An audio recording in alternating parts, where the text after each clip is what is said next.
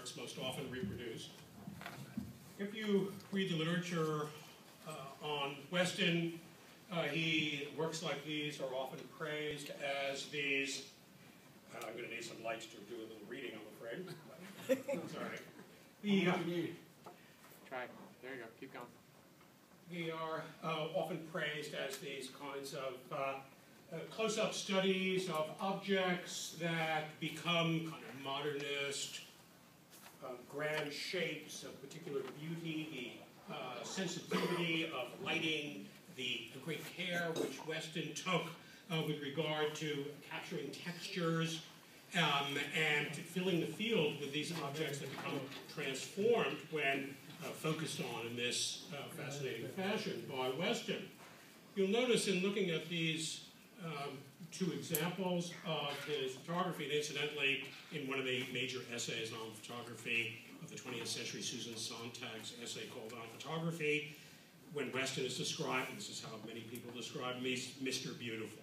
The most exquisitely gorgeous, composed, lighted photographs produced. That's what, he's not a documentary photographer, he's not a news photographer, he's a photographer of beauty, supposedly. And yet, I would like to present Weston rather as a surrealist photographer related to this well-known movement that commenced at the end of the First World War, around 1918, 1919, and is a dominating art movement of the 1920s and 30s throughout Europe and America. And in looking at these, yes, very beautiful, powerful, strongly volumetric photographs, notice, however, that Weston has divorced these objects from any sort of naturalistic context. The pepper is not shown in a garden, it's not shown in a kitchen, it's not shown in a pantry or on a plate, it's not shown where you would normally find a pepper. In fact, he placed it within a clay flower pot in photographing it to really, well, change the context, to divorce it from your usual perceptions of a pepper. And you could say the same about the shell of the right. It's not on the beach, it's not on a mantle displayed as some decorative object in a household. It's isolated, it's cut off from its normal circumstance. And that's an important part of the surrealist aspect of this. It sends you off into a realm or a way of looking at this that divorces it from normal way you meet a pepper. It's not a salad bar or somebody's shell collection. In making a connection between Weston and surrealism, some definition of surrealism, and also to illustrate what Weston is about. Let me just go back for a minute to that pictures we had on the screen, because most people, most commentators, from the very time that he made these, the end of the 1920s, and the early 1930s, everybody who looked at these saw them not only as gorgeous, beautiful, exquisitely photographed objects, but also as something highly erotic, something sexual. And I just wanted to read you a little passage, a couple of passages from Weston's day books, his diary, that he kept very carefully.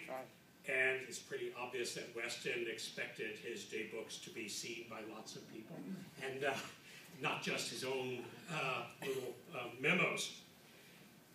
He had been living in Mexico from 1923 to 1926, and wrote back to his Mexican, and he received a letter from his girlfriend and fellow photographer Tina Modotti in July of 1927. He had sent her photographs of a series of shell pictures, such as the one at the right. He writes, I must take time, or he quotes the letter by Modotti to himself. I must take time to write about the reactions to my shell prints, as written by Tina from Mexico after showing them to several old acquaintances.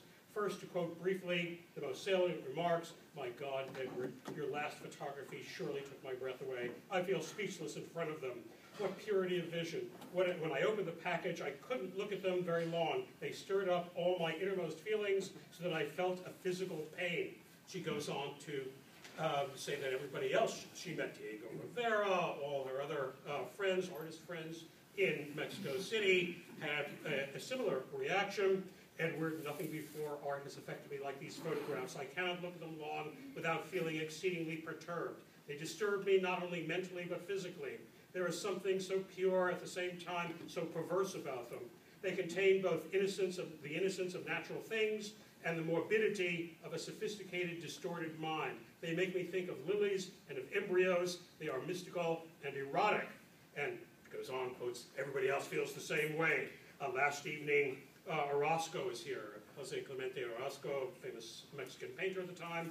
I got out the shell prints. Well, in a few words, he liked them better than all your other collection put together. Of one, he said, this suggests much more than the hand of God, sculpture by Rodin. It is the one that has made everybody, including myself, think of the sexual act. Eroticism, eroticism, eroticism, all over the place, and everybody's comments on this, on the shell pictures, and also on the pepper pictures. Flesh-like form, soft, all these cavities and protuberances of the pepper and the shell, and people see this as penis-like, as vaginal, or suggesting thereof, and all that fits in, as we'll see, into the orbit of a surrealist photographer. And now, jump to the next picture. What Weston was doing with the pepper and the shell was what the surrealist painter Max Ernst was doing back in 1921, for example, in paintings like this. This is the starting point of Ernst's painting at the right. He saw a photograph, I believe it was in a magazine, of an African corn bin, a silo, off in this distant land. He looked at it, allowed his imagination to play on it. He used it as the basis of this picture. And incidentally, when Weston goes on in that letter, he says, oh, what, erotic? What?